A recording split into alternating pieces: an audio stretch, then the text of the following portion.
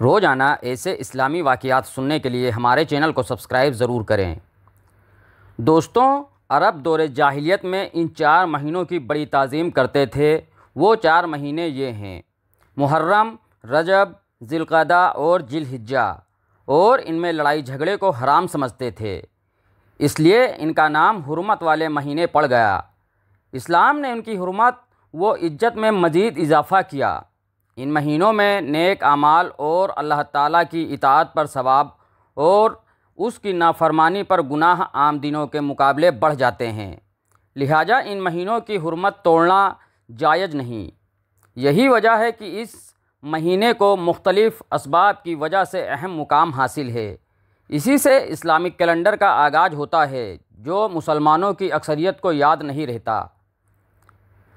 जबकि 31 दिसंबर, जिसमें एक दूसरे को नए साल की मुबारकबाद दी जाती है, आतिशबाजियाँ छोड़ी जाती हैं और ठुमके लगाए जाते हैं, जो दरअसल गैरों की ईजाद करदा रसूमात हैं।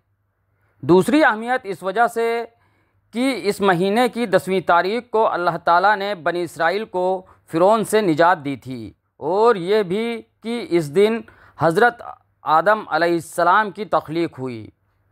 इसी दिन जन्नत वजूद में आई। इसी दिन सफ़ीना नूह अलैहिस्सलाम जूदी पहाड़ पर रुका। अब आपको बताता चलूँ कि मुहर्रम और आशूरा के रोज़े क्यों रखे जाते हैं। दोस्तों, मुस्लिम शरीफ 3611 में हज़रत अबू हुरैरा रज़ियल्लाहु अन्हु से मरवी है कि नबी करीम सल्लल्लाहु अलैहि वसल्लम ने यूँ फरमाया कि रमज़ान के बाद सबसे अफजल रोज़े माह मुहर्रम के रोज़े हैं, जो अल्लाह ताला का महीना है, और फ़र्ज नमाज़ों के बाद सबसे अफजल नमाज तहज्जुद की नमाज है। हज़रत हुसैन रज़ियल्लाहु अन्हु की शहादत का वाक़या इसी महीने में पेश आया, तो लोग समझते हैं कि इसी की याद में आशूरा के दिन रोज़ा रखा जाता है, जबकि ये वाक़या 16 हिजरी में पेश आया था और शरीयत की तकमील नबी करीम सल्लल्लाहु अलैहि वसल्लम के ही दौर में हो चुकी थी। इसलिए इस रोज़े का ताल्लुक़ हज़रत हुसैन रज़ियल्लाहु अन्हु की शहादत से नहीं है। मुस्लिम की रवायत 6791 में हज़रत अबू कतादा रज़ियल्लाहु अन्हु फरमाते हैं कि आप सल्लल्लाहु अलैहि वसल्लम से आशूरा के रोज़े की फ़जीलत के मुतालिक दरियाफ़्त किया गया, तो आप सल्लल्लाहु अलैहि वसल्लम ने यूँ फरमाया कि ये गुज़श्ता साल के गुनाहों का कफ़ारा बन जाता है। इसका पस मंज़र ये है कि इसी दिन अल्लाह ताला ने बनी इसराइल को फ़िरौन से निजात दी, तो इस एहसान के शुक्राने के तौर पर रोज़ा रखना मुस्तहब करार दिया गया। मुस्लिम शरीफ की हदीस में यूँ आया है कि नबी करीम सल्लल्लाहु अलैहि वसल्लम जब मदीना तशरीफ़ लाए, तो उन्होंने कौम यहूद को इस दिन रोज़ा रखते हुए पाया। तो आप सल्लल्लाहु अलैहि वसल्लम ने दरियाफ़्त किया, तो जवाब मिला कि इस दिन मूसा अलैहिस्सलाम को फ़िरौन से निजात मिली थी। तो आप सल्लल्लाहु अलैहि वसल्लम ने फरमाया कि हम तुम्हारी निस्बत मूसा अलैहिस्सलाम से ज़्यादा करीब और हक़दार हैं। फिर आप सल्लल्लाहु अलैहि वसल्लम ने ख़ुद भी रोज़ा रखा और सहाबा इकराम रिज़वानुल्लाहि अलैहिम अजमईन को भी इसका हुक्म दिया। एक और रवायत में यूँ फरमाया कि अगर मैं आइंदा साल ज़िंदा रहा तो इसके साथ 9 मुहर्रम का भी रोज़ा रखूँगा, ताकि यहूद की मुखालफत भी हो जाए। इसलिए अब 9-10 या 10-11 का रोज़ा रखा जाएगा, ताकि यहूद की मुखालिफत हो। दोस्तों, मुहर्रम के महीने में शिरक और बिदात व खुराफात का आगाज़ कैसे हुआ? तो दोस्तों, उम्मत में जवाल आने के बाद रफ्ता रफ्ता इस महीना में भी मुख्तलिफ़ बिदात व खुराफात अंजाम दी जाने लगी। ये सिर्फ़ इसी वजह से कि इस महीने में हज़रत हुसैन रज़ियल्लाहु अन्हु की शहादत हुई। उनकी याद में या हुसैन के फलक शगाफ नारे, सियाह लिबास, शादी से इज्तिनाब, मसाजिद व मकाबिर की ज़ियारत, मातम, मरसिया ख़ानी और नोहा वगैरह की मजलिसें मुनक्कद की जाती हैं। मातमी जुलूस निकाला जाता है, जिसमें सीना कोबी, तलवार, चाकू, जंजीर, खंजर वगैरह का इस्तेमाल किया जाता है, और इसी तरह नियाज और फातिहा और पानी की सबीलें लगाना। हज़रत हुसैन रज़ियल्लाहु अन्हु का अपने बेटे या भाई को मंगता बनाना, जबकि हिंद पाक में तो ताजियादारी का भी एहतिमाम होता है। हज़रत हुसैन रज़ियल्लाहु अन्हु की शहादत के बाद गिरिया व मातम की इब्तिदा यजीद के घर से हुई और 3 रोज़ तक जारी रहा। लेकिन फिर इसके बाद 300 बरस तक मुहर्रम में रोने पीटने की रस्म का कहीं वजूद न था। सबसे पहले 452 हिजरी में माजुद्दौला देलमी ने सिर्फ 10वीं मुहर्रम को बगदाद में हज़रत हुसैन रज़ियल्लाहु अन्हु का मातम करने का हुक्म नाफिज किया और उसके बाद 363 हिजरी में अलमाजुद्दीन उल्लाह फ़ातिमी ने पूरे मसर में इसका हुक्म जारी कर दिया, जबकि इसका इस्लाम से कोई ताल्लुक़ नहीं है। इसकी शुरुआत वर्षों पहले तैमूरलंग बादशाह ने की थी, जिनका ताल्लुक़ शिया फ़िरके से था। उस वक्त से हिंदुस्तान के शिया सुन्नी और कुछ इलाकों में हिंदू भी ताज़ियादारी का एहतिमाम करते हैं, जो दरअसल हज़रत इमाम हुसैन रज़ियल्लाहु अन्हु की कब्र मुबारक की नकल है।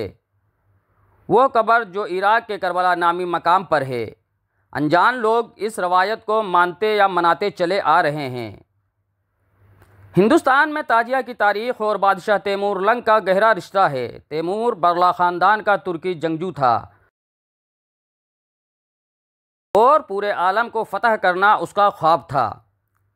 1336 के दौरान समरकंद के करीब गालिबन उज़्बेकिस्तान में पैदा हुए तैमूर को चंगेज़ खान के बेटे चुगताई ने तरबियत दी। महज 13 साल की उम्र में ही वो चुगताई तुर्कों का सरदार बन गया। ताजियादारी की धूम कैसे मची? तो दोस्तों, फ़ारस, अफ़गानिस्तान, मेसोपोटामिया और रूस के कुछ हिस्सों को जीतते हुए तैमूर 1398 के दौरान हिंदुस्तान पहुंचा। इसके साथ 98,000 फौजी भी हिंदुस्तान आए। दिल्ली में मोहम्मद तुगलक से जंग करके अपना ठिकाना बनाया और यही उसने खुद को शहंशाह ऐलान किया। तैमूर तुर्की लफ्ज़ है जिसका मतलब तैमूर लंगड़ा होता है। वो दाएं हाथ और दाएं पांव से अपाहिज था। तैमूर लंग शिया फ़िरके से था और मुहर्रम के महीने में हर साल इराक़ ज़रूर जाता था, लेकिन बीमारी की वजह से 1 साल नहीं जा पाया। वो दिल मरीज़ था, इसलिए तबीबों ने उसे सफ़र के लिए मना किया हुआ था। बादशाह सलामत को खुश करने के लिए दरबारियों ने ऐसा करना चाहा जिससे तैमूर खुश हो जाए।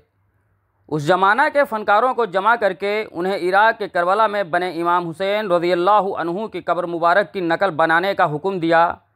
कुछ फ़नकारियों ने बाँस की खपचियों की मदद से कब्र या इमाम हुसैन रज़ियल्लाहु अन्हु की यादगार का ढांचा तैयार किया। इसे तरह तरह के फूलों से सजाया गया, उसी को ताजिया का नाम दिया गया।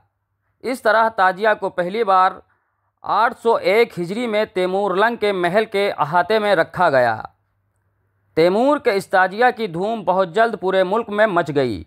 मुल्क भर से राजा, राजवाड़े और अकीदत अवाम इन ताजियों की ज़ियारत के लिए पहुँचने लगे। तैमूरलंग को खुश करने के लिए मुल्क की दीगर रियासतों में भी इस रिवाज का सख्ती के साथ आगाज़ हो गया। ख़ास तौर पर दिल्ली के आसपास आबाद शिया फ़िरके के नवाब थे, उन्होंने फौरी तौर पर इस रवायत पर अमल शुरू कर दिया। उसके बाद से लेकर आज तक इस मुनफरिद रवायत को भारत, पाकिस्तान, बांग्लादेश और बर्मा, म्यांमार में मनाया जा रहा है, जबकि ख़ुद तैमूरलंग के मुल्क उज़्बेकिस्तान या कजाकिस्तान में या शिया अक्सरियती मुल्क ईरान में ताजियों की रवायत का कोई ज़िक्र नहीं मिलता।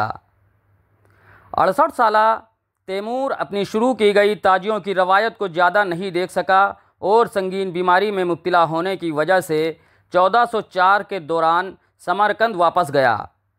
बीमारी के बावजूद उसने चीन मुहिम की तैयारियां शुरू की, लेकिन 19 फरवरी 1405 को कजाकिस्तान में तैमूर का इंतकाल हो गया। लेकिन तैमूर के जाने के बाद भी हिंदुस्तान में ये रवायत जारी रही। तैमूर के जाने के बाद मुग़लों ने भी इस रवायत को जारी रखा। मुग़ल शहंशाह हुमायूं ने सन 9 हिजरी में 962 में बैरम खां से 46 वज़न के ज़मरद का बना हुआ ताज़िया मंगवाया था, जबकि ताज़िया का इस्लाम से कोई ताल्लुक़ ही नहीं है।